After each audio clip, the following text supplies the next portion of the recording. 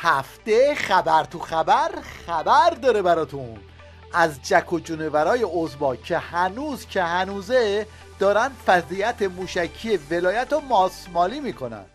حالا تلاش میشه برای این که این کار ایران رو، این قدرت نمایی ایران رو خیلی کوچیک جلوه بدن.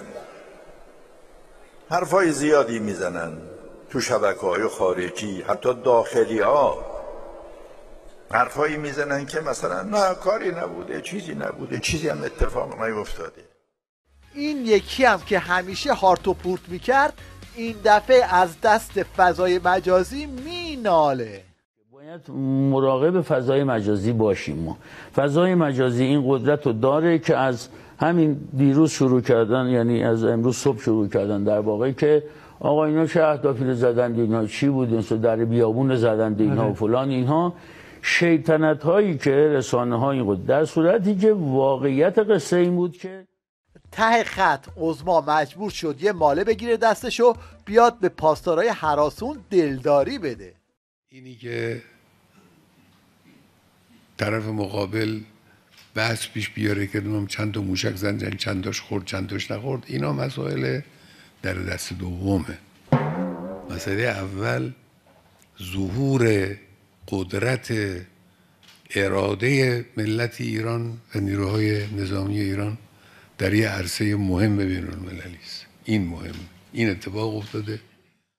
البته این حرفا دردی از آخوندا دوا نمیکنه، چون ملت همچنان دارن توی فضای مجازی و حقیقی به ریش عظما میخندن.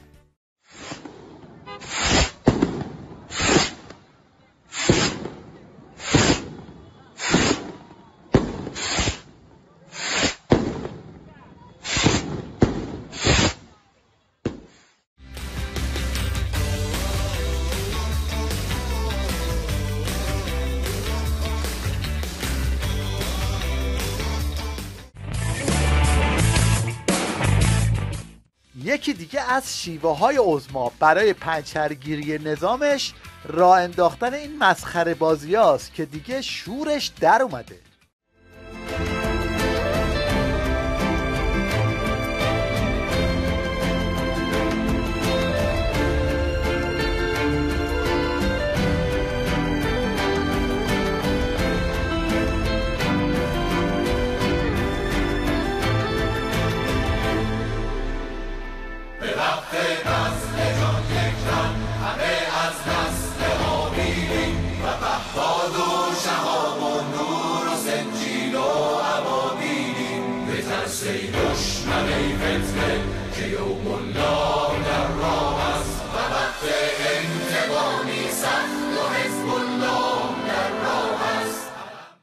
حالا دیگه خودشون هم تو فیلماشون اینطوری وضعیت نیروی هوایی و جنگنده هاشون رو دست میندازن. اوضاع جنگنده ها چطوره؟ یک یعنی چی؟ عالی دیگه، یعنی آماده است، فقط روشن نمیشه. گاهی روشن میشه حرکت نمیکنه، حرکت میکنه پرواز نمیکنه، پرواز میکنه شلیک نمیکنه، شلیک که میکنه اصابت نمیکنه، گاهی نمیشینه خاموش نمیشه. میشه فنی طرف بزنی؟ فانکشنال گاراژ میشه. ببینم الان مشکل جنگنده ها بیشتر کدوم قطعاته؟ همون قطعات CST رن کنترل اینا رو رن کنترل باکسی که بچه‌ها گفتن میتونیم بسازیم. باکسشو بعد ولی خودش کی نه شریفی نامش آورد دیگه. خلاصه که عظما ادا و اطوار زیاد داره اما پخ کنی جا میزنه.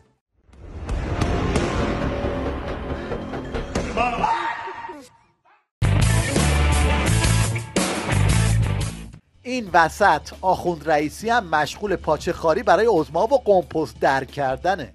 رهبری فرمودند ما به قله نزدیک شدیم، خستگی و ناامیدی هرگز در فرهنگ ما نباید. خستگی به هیچ عنوان، خسته شدن به هیچ عنوان، ناامید شدن نباید در فرهنگ ما و ادبیات ما وجود داشته باشه.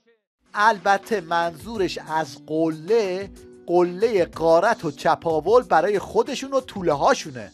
رئیس فلان قوه ما پسرش میره درخواست پناهندگی میکنه به امریکا، به کانادا.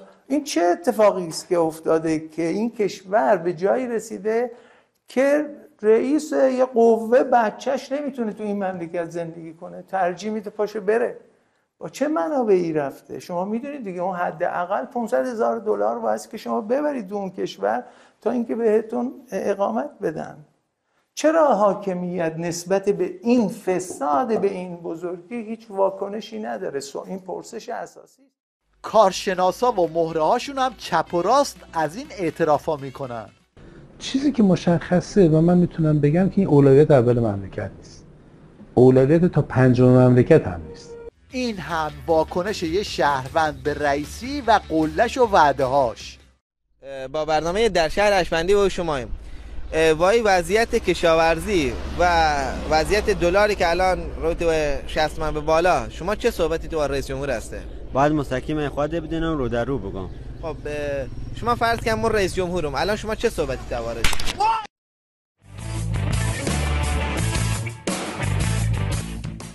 عظما که بدجوری تو باطلاق جنگ افروزیاش گیر کرده، حالا از ترس مردم دوباره به سرکوب رو آورده و این مشنگا هم براش بازارگرمی میکنن. یه جمله خرای بزرگوار، یه جمله فقط یه جمله. بنده به نماینده تمامی بانوان مذهبی متدین حزب اللهی انقلابی و مؤمنه محجبه از جناب سرهنگ تقاضا می‌کنم کلاهتون رو یه دراری.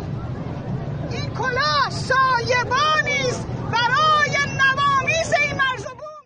عظما با گشت ارشادش دنبال اینه که خیابونای تهران رو به چنین چیزی تبدیل کنه. نه بگه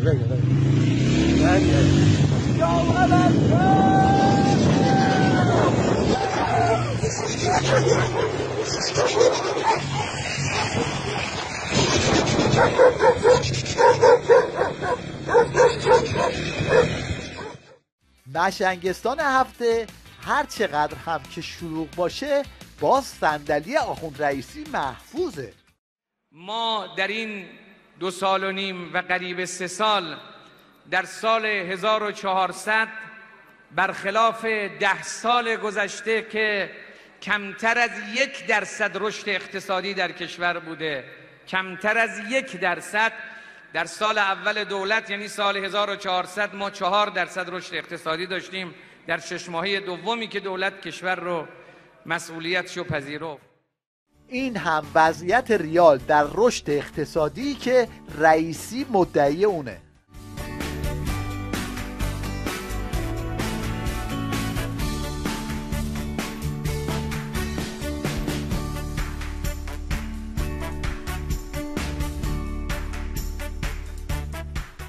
مردم ایران نون ندارن بخورن، بعد آخوندایی مثل این با پول مردم جهانگردی میکنن. یا خارج از کشورم ما مبارک رمضان، یا اصلا اصفهان نیستم و یا کم هستم. کجا هستین خارج از کشور؟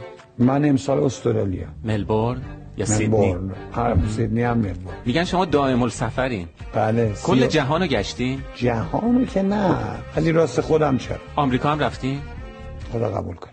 رفتین؟ اللهم ارزقنا.